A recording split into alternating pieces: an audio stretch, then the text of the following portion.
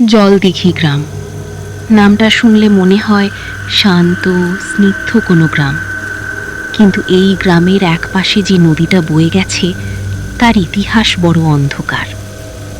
গ্রামের মানুষ বলে এই নদী নাকি রাতে জীবন্ত হয়ে ওঠে, কিন্তু পেটের ক্ষুধা তো আর অলৌকিক ভয় মানে না। এই গ্রামেই বাস করত জালাল মিয়া। চরম অভাবের সংসার তার। ভাঙা একটা কুড়ে ঘর, এক চিলতে উঠোন। জালালের পরিবারে আছে তার স্ত্রী জোহরা আর দুটো ছোট ছোট সন্তান, এক ছেলে আর এক মেয়ে। সেদিন ছিল এক দুর্যোগপূর্ণ রাত। মুষলধারে বৃষ্টি হচ্ছিল। ঘরের ভেতর একটা তেলের প্রদীপ মৃদু আলো ছড়াচ্ছিল। জালাল তার ছেঁড়া জালটা নিয়ে বসেছিল। সুই সুতো দিয়ে জালের ফুটোগুলো সেলাই করতে করতে সে জানলার বাইরে তাকালো। জালাল মনে মনে ভাবল, এমন বৃষ্টির রাতেই তো নদীর গভীর থেকে বড় বড় মাছ উজান বেয়ে উপরে উঠে আসে। সে তার স্ত্রী জোহরাকে ডেকে বলল, ও জোহরা, শুনছো? বাইরে যা বৃষ্টি নামছে না, আজকে মাঝ রাতে আমি মাছ ধরতে যাব। কাল বাজারে ভালো দামে মাছ বেচতে পারলে পোলাপান দুটোর মুখে অন্তত একটু ভালো খাবার তুলে দিতে পারবো। কিন্তু জোহরার মনটা কেমন যেন কু গাইছিল।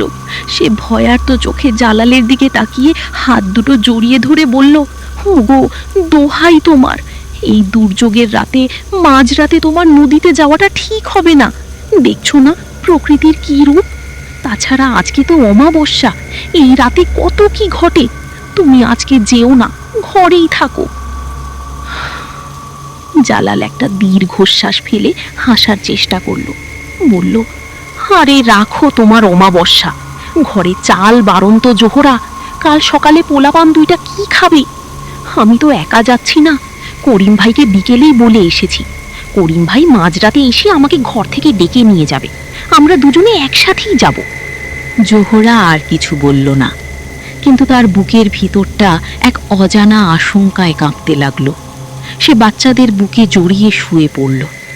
জালালো প্রদীপটা নিভিয়ে বিছানায় গা এলিয়ে দিল।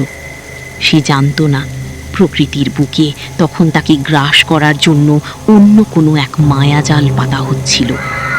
সময় যেন থমকে গেছে। রাত যত গভীর হচ্ছে, চারপাশের পরিবেশ ততটাই নিস্তব্ধ হয়ে উঠছে। ঠিক যখন রাত 3টে বাজে, গ্রামের সবাই তখন গভীর ঘুমে মগ্ন। ঠিক সেই মুহূর্তে জালালের ঘরের কাঠের দরজায় মৃদু খটখট শব্দ হলো। বাইরে থেকে একটা চেনা গলা ভেসে এলো, জালাল ভাই, ও জালাল ভাই, ঘুমাচ্ছ নাকি? মাছ ধরতে যাবে না? জলদি আসো, রাত শেষ হয়ে যাচ্ছে। এক ডাকে জালালের ঘুমটা ভেঙে গেল। সে ভাবল, বাহ, করিম ভাই তো একদম ঠিক সময় চলে এসেছে। সে বাতি না জ্বালিয়ে সাবধানে বিছানা থেকে নামল, যেন জোহরা বা বাচ্চাদের ঘুম না ভেঙে যায়। জালাল কোনো কিছু না ভেবেই ঘরের দরজাটার হুড়কো খুলে ফেলল। শকড অ্যান্ড শিভারিং, দরজা খুলতেই বাইরের কুয়াশাচ্ছন্ন অন্ধকার ঘরের ভেতর আছড়ে পড়ল। জালাল দেখল দরজার ঠিক বাইরেই একটা অবয়ব দাঁড়িয়ে আছে। অবয়বটি দেখতে অবিকল করিমের মতোই। তার পরনে সেই চেনা লুঙ্গি, কাঁধে মাছ রাখার খালুই। কিন্তু একটা জিনিস জালাল খেয়াল করল, করিম তার দিকে তাকাচ্ছিল না। সে জালালের দিকে পিছন ফিরে দাঁড়িয়েছিল। জালাল ঘর থেকে বের হয়ে দরজাটা আলতো করে টেনে দিল। সে বলল, করিম ভাই, এসে গেছো? চলো, দেরি না করে বের হই। করিমের ছদ্মবেশী সেই অবয়বটি কোনো কথা বলল না। সে মুখ না ফিরিয়েই অদ্ভুত একটা ভারী গলায় শুধু বলল, আয় আমার সাথে। তারপরে সে হাঁটতে শুরু করলো। জালালও তার পিছু পিছু চলতে লাগলো। চারপাশ কুয়াশায় এতটাই ছেয়ে গিয়েছিল যে চেনা রাস্তাও অচেনা মনে হচ্ছিল। জালাল খেয়াল করলো করিম আজ বড্ড দ্রুত হাঁটছে। জালাল কিছুটা হাঁপিয়ে উঠে ডাকলো, করিম ভাই, একটু আস্তে হাঁটো, আজ তোমার কি হয়েছে? কোনো কথাই বলছো না যে? কিন্তু সামনের মানুষটি যেন বধির। সে কোনো উত্তর দিল না, পেছনে ফিরেও তাকালো না। অন্ধকারের মধ্যে জালালের মনে হলো করিমের শরীরটা আজ কেমন যেন একটু বেশি লম্বা লাগছে।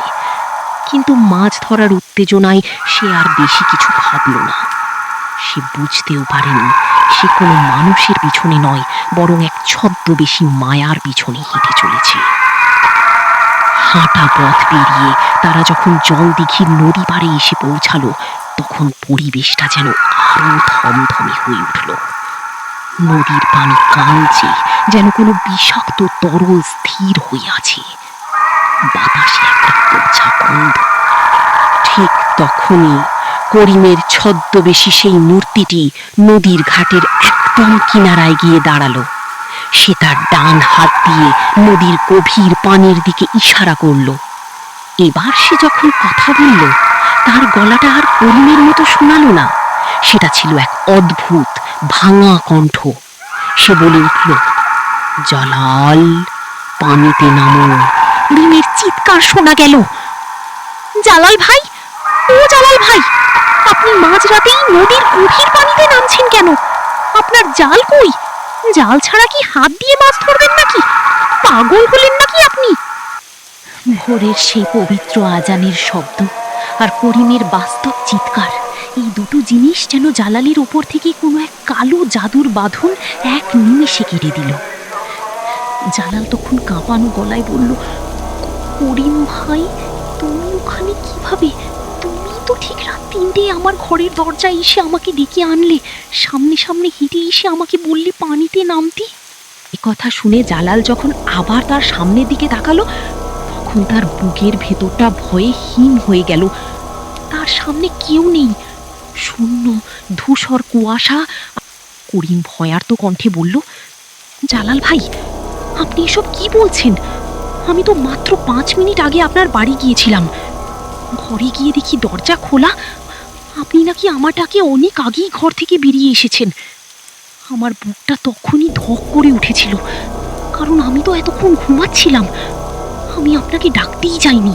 সব শুনে জালাল আর করিমের বুঝতে বাকি রইল না যে অমাবস্যার এই নিশুতি রাতে কোনো এক ভয়ঙ্কর প্রেতাত্মা করিমের ছদ্মবেশ ধারণ করে জালালকে লুব্ধ করে এই গভীর নদীতে ডুবিয়ে মারার জন্য নিয়ে এসেছিল।